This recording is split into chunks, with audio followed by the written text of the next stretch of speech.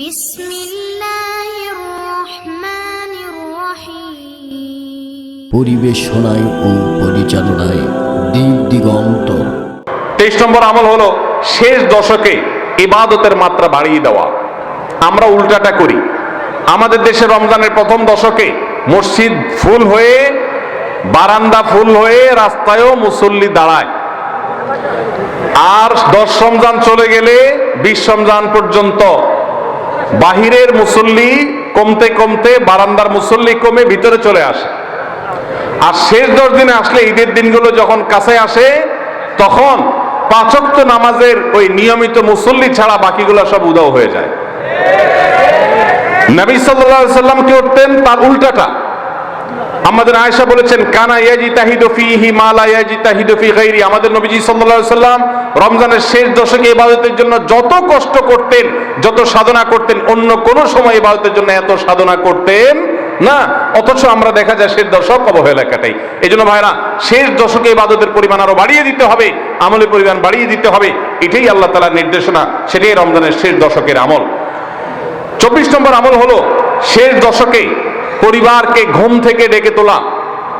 এটা আলাদা সুন্নাহ। নবী সাল্লাল্লাহু আলাইহি সাল্লাম রমজানের শেষ দশক হলে কানা ইদা দাখালাল আশর আহইয়া লাইলা ওয়া আইকাযা আহলা। তিনি পরিবারকে ঘুম থেকে ডেকে তুলতেন এবং স্ত্রী সঙ্গ ত্যাগ করতেন। শেষ দশক কোমর বেঁধে ইবাদত করতেন। এটা 24 নম্বর আমল। তাহলে শেষ দশক পরিবারকে ঘুম থেকে ডেকে তোলা। নবীজি অন্য কোন সময় ঘুম থেকে ইবাদতের জন্য ডাকতেন না। নফল নামাজ যার ইচ্ছা সে পড়বে, যার ইচ্ছা পড়বে না। কিন্তু শেষ দশক এত বড় অফার, এত বড় সুযোগ, কারণ লাইলাতুল কদর শেষ দশকে আছে। এই জন্য এই দশকে ইবাদতের জন্য পরিবারকে তিনি ডেকে তুলতেন। তারা শুয়ে থাকুক, তিনি এটা সহ্য করতেন না।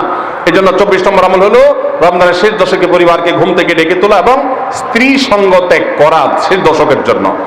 25 নম্বর আমল হলো লাইলাতুল কদর অনুসন্ধান করা।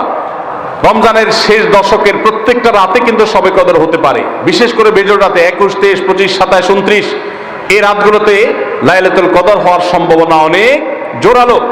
সৌদি আরবের মানুষ তাদের বেজোড় রাতে তালাশ করবে, আমরা আমাদের বেজোড় রাতে তালাশ করব ইনশাআল্লাহ। নবীজি সাল্লাল্লাহু আলাইহি সাল্লাম বলেছেন যে তাহাররাউ লাইলাতুল কদর ফিল বিতি মিনাল আশরিল আওয়াখির মিন রমাদান।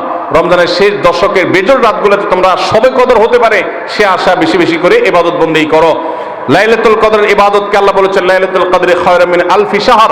1000 মাস, 1000 মাস ইবাদত করলে যে সওয়াব পাওয়া যাবে, লাইলাতুল কদরের এক রাতের ইবাদতের সওয়াব তার চাইতে বেশি হবে। সেই রাত কোনটা আল্লাহ নির্দিষ্ট করেন নাই। এজন্য শেষ দশকের প্রত্যেকটা রাতেই ইবাদত করার চেষ্টা করা, স্পেশালি বিজোড় রাতগুলোতে। 26 নম্বর আমল হলো লাইলাতুল কদরের আশায় বিশেষ দোয়া পড়া। সেটা কি? আল্লাহুম্মা ইন্নাকা আফুউন তুহিব্বুল আফওয়া ফাআফু আন্নি। আল্লাহ আপনি ক্ষমাশীল, আপনি ক্ষমাকে ভালোবাসেন, অতএব আমাদেরকে ক্ষমা করে দিন। এটা রমজানের শেষ দশকের প্রত্যেক রাতেই পড়বেন।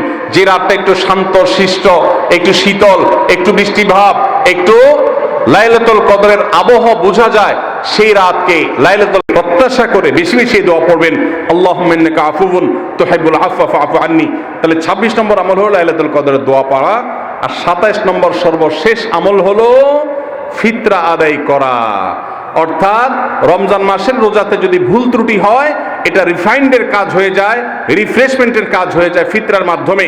প্রত্যেক সচ্ছল ব্যক্তি তার নিজের পক্ষ থেকে, নিজের স্ত্রী এবং নিজের ছোট বাচ্চাদের তরফ থেকে ফিতরা আদায় করবেন। প্রাপ্তবয়স্ক সন্তান থাকলে তারা তাদেরটা আদায় করবে, আর না হলে বাবা তাদেরটা আদায় করতে পারে। ফিতরা স্বরূপ গরিবদের বাসায় একদিনের খাবার এটা পৌঁছে দিতে হবে। এটা হলো ফিতরা। ঈদের নামাজের আগ পর্যন্ত এটা আদায় করার নির্দেশ নবী সাল্লাল্লাহু আলাইহি সাল্লাম দিয়েছেন। তাহলে 27 নম্বর আমল হলো ফিতরা আদায়। এটার মাধ্যমে রমজানের আমল শেষ হয়ে যাবে।